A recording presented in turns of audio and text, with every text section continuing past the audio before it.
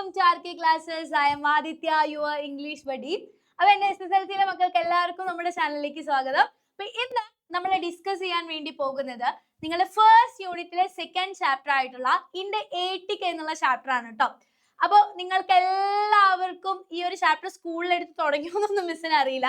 പക്ഷെ എന്തായാലും ഇന്നത്തെ ഈ ഒരു വീഡിയോയോട് കൂടി നമ്മൾ എന്ത് ചെയ്യാൻ പോവാണ്, ഈ ചാപ്റ്ററിലെ എല്ലാ കാര്യങ്ങളും നിങ്ങൾക്ക് പക്കയാക്കാൻ വേണ്ടി പോവാണ്.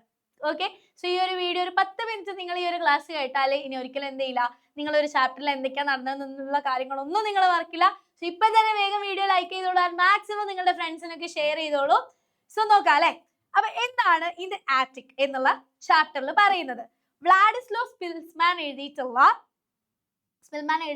ഒരു സർവൈവൽ ടെസ്റ്റിമോണിയാണ്. അപ്പൊ നമ്മൾ ഫസ്റ്റ് ഈ യൂണിറ്റ് ഇൻട്രൊഡക്ഷൻ ചെയ്തപ്പോൾ ആ വീഡിയോ കണ്ടിട്ടില്ലാത്തവരുണ്ടെങ്കിൽ എന്തായാലും പോയി കാണാം. ഈ യൂണിറ്റിൽ എന്തൊക്കെ കാര്യങ്ങളാണ് പറയുന്നത്, ഈ യൂണിറ്റിൽ ഓവറോൾ തീം എന്തൊക്കെയാണെന്നൊക്കെ ഉള്ളത് നമ്മൾ അടിപൊളിയായിട്ട് ഡിസ്കസ് ചെയ്തിട്ടുണ്ടായിരുന്നു. വീഡിയോ നമ്മുടെ യൂട്യൂബിലുണ്ട്. സോ അത് കാണാത്തവർ പോയി കാണാം. അത് ഡിസ്കസ് ചെയ്ത സമയത്ത് നമ്മൾ പറഞ്ഞിട്ടുണ്ടായിരുന്നു വ്ളാഡിസ്ലോ സ്പിൽമാൻ എഴുതിയിട്ടുള്ള ഒരു സർവൈവൽ ടെസ്റ്റിമണിയാണ് ഇൻ ദ ആറ്റിക് എന്നുള്ളത് അല്ലെ. അപ്പൊ എന്താണ് ഈ സർവൈവൽ ടെസ്റ്റിമണി എന്ന് പറഞ്ഞു കഴിഞ്ഞാൽ? സർവൈവ് ചെയ്യാന്ന് പറഞ്ഞു കഴിഞ്ഞാൽ എന്താ, എന്തെങ്കിലുമൊക്കെ ഒരു പ്രശ്നം അല്ലെങ്കിൽ എന്തെങ്കിലുമൊക്കെ ഒരു പ്രോബ്ലത്തിൽ വിട്ട് അതിനെ അതിജീവിച്ചു വരിക അല്ലെ. സോ ആ survival testimony is A first hand oral or written account from an individual who has lived through extreme trauma. അപ്പൊ ഇതിന്റെ സ്പെഷ്യാലിറ്റി എന്താന്ന് വെച്ചാൽ ഇതൊരു മെമ്മോയർ ആണ്. അദ്ദേഹത്തിന്റെ തന്നെ അല്ലെങ്കിൽ നമ്മുടെ റൈറ്ററിന്റെ തന്നെ ജീവിതത്തിൽ നടന്നിട്ടുള്ള അനുഭവങ്ങൾ, ഫസ്റ്റ് ഹാൻഡ് എക്സ്പീരിയൻസ് ആണ് അല്ലെ. അദ്ദേഹത്തിന്റെ തന്നെ ജീവിതത്തിൽ നടന്നിട്ടുള്ള കാര്യങ്ങൾ, അദ്ദേഹം ഒരു പ്രശ്നത്തെ സർവൈവ് ചെയ്തത് അല്ലെങ്കിൽ അദ്ദേഹം കടന്നുപോയ ട്രോമാറ്റിക് സിറ്റുവേഷൻസിനെ പറ്റിയിട്ട് അദ്ദേഹം തന്നെ എഴുതിയിട്ടുള്ളതാണ് ഈ ഒരു മെമ്മോയർ. സോ ദ പിയാനിസ്റ്റ് എന്നാണ് അദ്ദേഹത്തിന്റെ ബുക്ക്. അതിലുള്ള ഒരു എക്സെപ്റ്റ് ആണ് നമുക്ക് പഠിക്കാനുള്ളത്. ഏത്? ഇൻ ദ ആറ്റിക് എന്ന് പറയുന്നത്. ഓക്കെ, ചെറിയൊരു പോർഷൻ ആണ് അദ്ദേഹത്തിന്റെ അദ്ദേഹം കുറച്ചു കാലം ഒരു സ്ഥലത്ത് അല്ലെങ്കിൽ ഒരു ആറ്റിക്കിന്റെ മുകളിൽ ഹൈഡ് ചെയ്യുന്നതും അവിടെ അദ്ദേഹത്തിന് ഹെൽപ്പ് ആയിട്ട് ഒരു നാസി സോൾജർ എത്തുന്നതും അങ്ങനത്തെ കുറച്ച് സിറ്റുവേഷൻസ് ഒക്കെയാണ് ഈ ഒരു സ്റ്റോറിയിൽ അല്ലെങ്കിൽ ഈ ഒരു പോർഷനിൽ നമുക്ക് പറയുന്നത്. സോ എന്താന്ന് നമുക്ക് നോക്കാം കേട്ടോ. അപ്പൊ ഇതിന്റെ മീനിങ് എന്താന്ന് എല്ലാവർക്കും അറിയാലോ. ആറ്റിക് എന്ന് പറഞ്ഞാൽ നമ്മുടെ തട്ടുംപുറം, നമ്മുടെ വീടുകളിലൊക്കെ ഉള്ള തട്ടുംപുറത്തിനെയാണ് നമ്മൾ ആറ്റിക് എന്ന് പറയുന്നത്. ഓക്കെ അല്ലേ? ഓക്കെ, സോ ഈ സ്റ്റോറി നടക്കുന്നത് വാർസോ എന്ന് പറഞ്ഞിട്ടുള്ള ഒരു സ്ഥലത്താണ്. ഇപ്പോഴത്തെ പോളണ്ടിന്റെ ക്യാപിറ്റൽ ആണ് വാർസോ എന്ന് പറയുന്നത്.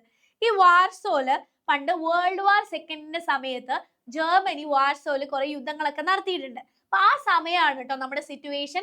വേൾഡ് വാർ സെക്കൻഡിന്റെ ടൈമാണ്. അപ്പൊ നിങ്ങൾക്ക് അറിയാം ആ ഒരു സമയത്ത് നമ്മുടെ ഹിറ്റ്ലറിന്റെയും അതുപോലെ തന്നെ ജൂയിഷിനെതിരെയുള്ള ക്രൂരതകളൊക്കെ ഇങ്ങനെ നിറഞ്ഞു നിന്നുകൊണ്ടിരിക്കുന്ന സമയമാണ്. നാസി സോൾജേഴ്സ് അല്ലെങ്കിൽ നമ്മുടെ ജർമ്മൻ സോൾജേഴ്സ് വന്നിട്ട് ജൂയിഷ് ആയിട്ടുള്ള ആൾക്കാരെയൊക്കെ പിടിച്ചു കൊണ്ടുപോയി കോൺസെൻട്രേഷൻ ക്യാമ്പിലിട്ട് നരകിപ്പിക്കുന്ന ഒരു സമയമാണ് ഈ ഒരു വേൾഡ് വാർ സെക്കൻഡ് എന്ന് പറയുന്നത്. അപ്പൊ അത്രയും അഡ്വേഴ്സിറ്റീസ് നിറഞ്ഞ ആ സമയത്താണ് നമ്മുടെ ഈ ഒരു സ്റ്റോറി നടക്കുന്നത്. അപ്പൊ ഫസ്റ്റ് തന്നെ നമ്മുടെ സ്റ്റോറി സ്റ്റാർട്ട് ചെയ്യുന്നത് നമ്മുടെ നറേറ്റർ. ആരാണ് നമ്മുടെ നറേറ്റർ? നമ്മുടെ റൈറ്റർ തന്നെയാണ്, സ്പിൽമാൻ തന്നെയാണ്. സ്പിൽമാൻ ഒരു സ്ഥലത്ത് ഇങ്ങനെ ഇരിക്കുകയാണ്. So the narrator sat by the larder door. Larder എന്ന് പറഞ്ഞാൽ നമ്മളിങ്ങനെ സ്റ്റോറൊക്കെ ചെയ്ത് വെക്കാൻ വേണ്ടി നമ്മൾ അടുക്കളയിൽ കിച്ചണിലൊക്കെ വലിയ സ്റ്റോറേജ് പോലത്തെ ഡോറുകൾ വെക്കില്ലേ, ഇതിനെയാണ് ലാർഡർ എന്ന് പറയുന്നത്. ഈ ലാർഡറിന്റെ അടുത്ത് ഇങ്ങനെ മൂവ് ചെയ്യാതെ നമ്മുടെ റൈറ്റർ അവിടെ ഇരിക്കുകയാണ്. saying that anything could be done to him but he would stay there, and the officer told him he did not want to harm him and asked what job he did. അപ്പൊ first തന്നെ ഈ ഒരു story start ചെയ്യുന്നത് ഒരു Nazi സോൾജറും Jewish ആയിട്ടുള്ള സ്പിൽമാനും തമ്മിൽ കണ്ടുമുട്ടുന്ന രംഗാണ്.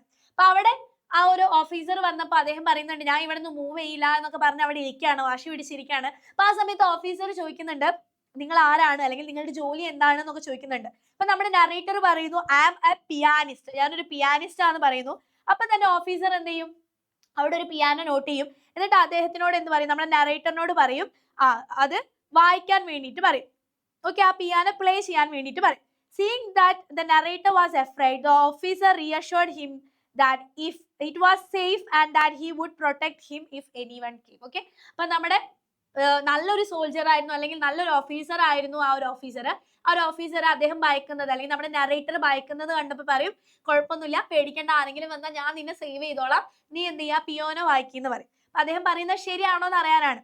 അങ്ങനെ നമ്മുടെ നറേറ്ററിന്റെ കൈയൊക്കെ ഇങ്ങനെ വിറയ്ക്കും, പേടിച്ച് വിറയ്ക്കാണ്. കാരണം ജൂയിഷ് ആണ് ആളെ കണ്ടു കഴിഞ്ഞാൽ പിടിച്ചു കൊണ്ടുപോയി കോൺസെൻട്രേഷൻ ക്യാമ്പിൽ ഇടും എന്ന് വിചാരിച്ച് അത്രത്തോളം പേടിയിലാണ് നമ്മുടെ സ്പിൽമാൻ ഇരിക്കുന്നത്. സോ അദ്ദേഹം പേടിച്ച് വിറച്ച് എന്ത് ചെയ്യും, Chopin's nocturne in C sharp minor. C sharp minor എന്ന് പറഞ്ഞാൽ അതൊക്കെ ഈ പിയാനിസ്റ്റുകൾ അല്ലെങ്കിൽ പിയാനോ വായിക്കാൻ അറിയുന്നവർക്ക് അറിയുന്നുണ്ടാവും, എനിക്കറിയില്ല. സോ അതൊക്കെ അതിന്റെ ഓരോ നോട്ട്സ് ആണ് കേട്ടോ, മ്യൂസിക്കൽ നോട്ട്സ് ആണ്. അപ്പൊ അത് വെച്ചിട്ട് അദ്ദേഹം ആ ഒരു മ്യൂസിക് വായിക്കും. ചോപ്പിൻസ് നൊക്ടേൺ ആണ് വായിക്കുന്നത്. സോ ഒരു ഫേമസ് പിയാനിസ്റ്റ് ആണ് ഷോപ്പിൻ എന്ന് പറയുന്നത്. സോ അദ്ദേഹത്തിന്റെ ആ പാട്ടൊക്കെ വായിക്കും. എത്രയോ കാലമായി 2.5 years കഴിഞ്ഞ ശേഷമാണ് അദ്ദേഹം ആദ്യമായിട്ട് ആ പിയാനോയിൽ വായിക്കുന്നതെന്നാണ് പറയുന്നത്. After listening silently the German officer suggested taking him to a safer village but the narrator refused because he was Jewish. അപ്പൊ അങ്ങനെ ജർമൻ ഓഫീസർ പറയും ഞാൻ നിന്നെ ഒരു സേഫ് ആയിട്ടുള്ള ഒരു വില്ലേജിലേക്ക് മാറ്റാം അല്ലെങ്കിൽ പ്ലേസിലേക്ക് മാറ്റാന്ന് പറയും. പക്ഷെ സ്പിൽമാൻ എന്ത് ചെയ്യില്ല, അത് എഗ്രി ചെയ്യില്ല, കാരണം അദ്ദേഹത്തിന് പേടിയായിരുന്നു. ആൻഡ് അങ്ങനെ the officer then inspected the attic, found a better hiding place in a loft and promised to bring him food. അങ്ങനെ ജർമൻ ഓഫീസർ അവിടെ മൊത്തം ഒന്ന് അരിച്ചു പെറുക്കും, ആ ആറ്റിക് ഒക്കെ ഒന്ന് മൊത്തത്തിൽ നോക്കുമ്പോൾ അതിനേക്കാളും സേഫ് ആയിട്ട് ലോഫ്റ്റിൽ ഒളിക്കുന്നതാണ്. ലോഫ്റ്റ് എന്ന് പറഞ്ഞാൽ ഏറ്റിക്കിന്റെ തൊട്ട് താഴെയുള്ള പ്ലേസ് തന്നെയാണ്. വുഡൻ കാര്യങ്ങളൊക്കെ വെച്ച് ഒരു കമ്പാർട്ട്മെന്റ് പോലെ വെച്ചിരിക്കുന്നതിനെയാണ് നമ്മൾ ലോഫ്റ്റ് എന്ന് പറയാം. അപ്പൊ നീ ലോഫ്റ്റിൽ ഇരുന്നോ, കുറച്ചും കൂടി സേഫർ അവിടെയാണ്, ഞാൻ നിനക്ക് വേണ്ടിയിട്ടുള്ള ഭക്ഷണങ്ങളൊക്കെ കൊണ്ടുതരാം, ഫുഡും കാര്യങ്ങളൊക്കെ ഞാൻ നിനക്ക് കൊണ്ടുതരാന്ന് നമ്മുടെ ജർമൻ ഓഫീസർ എന്ത് ചെയ്യും, വാക്ക് നൽകും. So when the narrator asked if he was German, the officer said yes and added that he was ashamed of what had been happening, and he then shook hands with the narrator and left. അങ്ങനെ നമ്മുടെ narrator Spillman ചോദിക്കും നിങ്ങൾ German തന്നെയാണോ, കാരണം ഒരിക്കലും ഒരു German soldier Nazi soldier വന്നിട്ട് എന്നോട് ഇത്രത്തോളം ദയയിൽ പെരുമാറില്ല അല്ലെ. സോ നിങ്ങൾ സോൾജർ തന്നെയാണോ ചോദിക്കുന്നുണ്ട്, German soldier തന്നെയാണോന്ന്.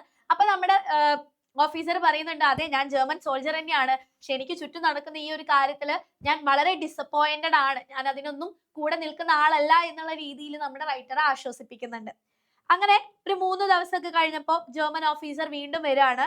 The German officer returned at night and secretly brought the narrator bread and jam. അപ്പോൾ ആരും കാണാതെ വളരെ സീക്രറ്റ്ലി അദ്ദേഹത്തിന് വേണ്ട ഭക്ഷണം ബ്രെഡും ജാമും ഒക്കെ കൊണ്ടുവരും.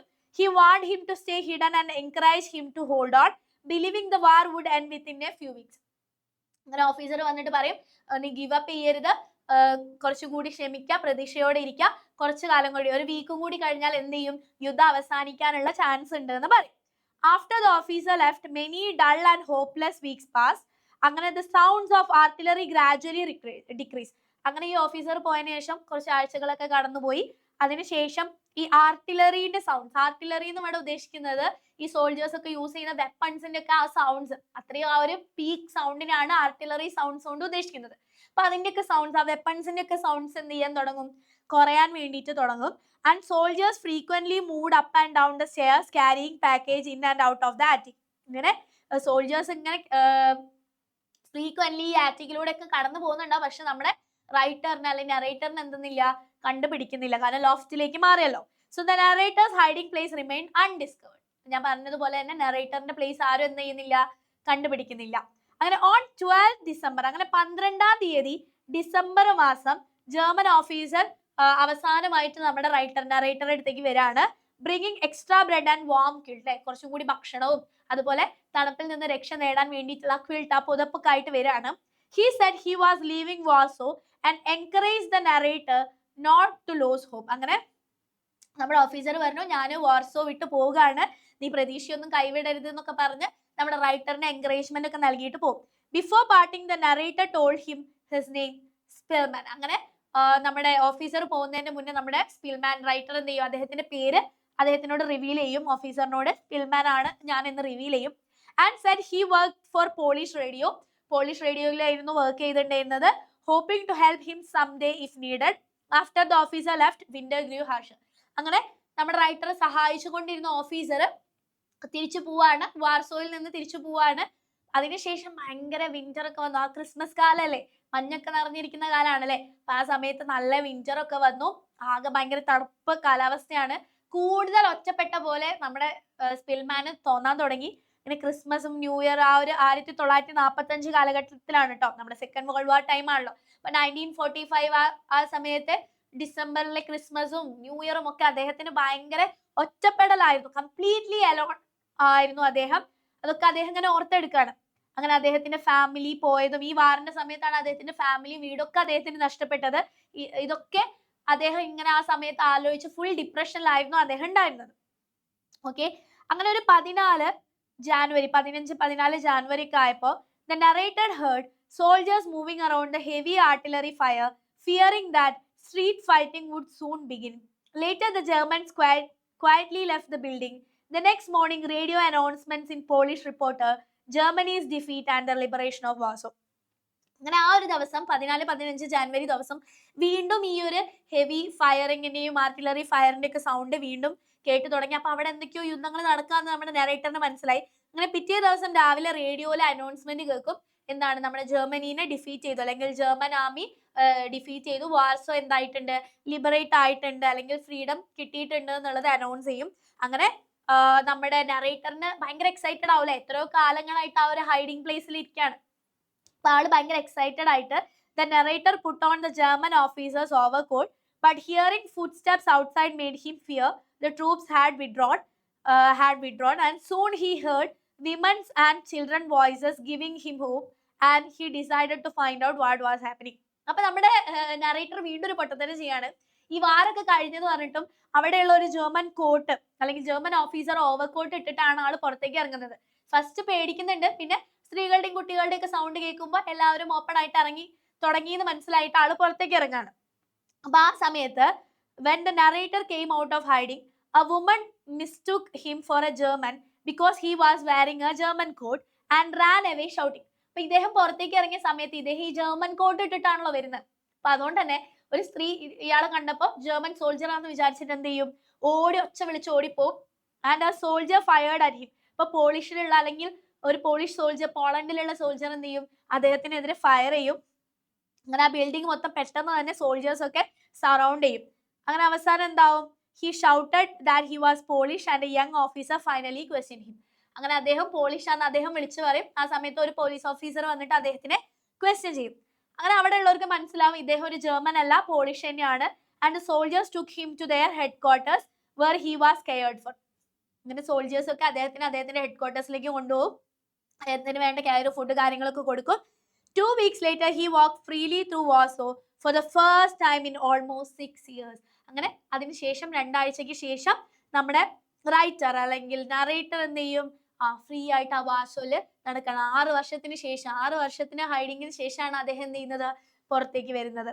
Looking at the destroyed ghetto. Ghetto എന്ന് പറഞ്ഞു കഴിഞ്ഞാൽ ഒരു ലിവിങ് ഏരിയ തന്നെയാണ് കേട്ടോ. അപ്പൊ നമ്മുടെ നാട്ടില് മൈനോറിറ്റി താമസിക്കുന്ന സ്ഥലങ്ങൾ ഉണ്ടാവില്ലേ, ആ ക്യാമ്പുകൾ, ഇവിടെ കോൺസെൻട്രേഷൻ ക്യാമ്പ്സ് ഒക്കെയാണ്, ജ്യൂസിനൊക്കെ മർഡർ ചെയ്തിട്ടുള്ള ആ ഒരു സ്ഥലം, അതാണ് ഗെറ്റോ കൊണ്ട് ഇവിടെ ഉദ്ദേശിക്കുന്നത്. ആ ഡിസ്ട്രോയ് ചെയ്യപ്പെട്ട ഗെറ്റോയിലേക്കൊക്കെ നോക്കും.